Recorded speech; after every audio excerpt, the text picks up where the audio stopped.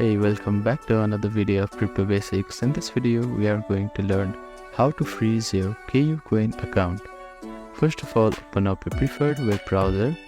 Now, at the address bar, type in kucoin.com and click on enter. Make sure that you are logged into your account.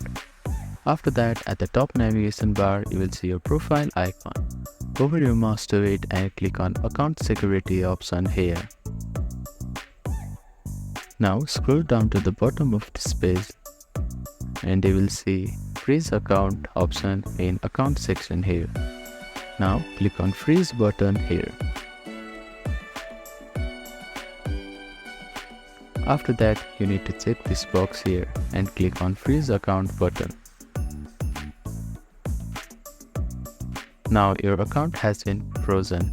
To unfreeze your account, you need to log in here and it will be unfreeze after 1 day.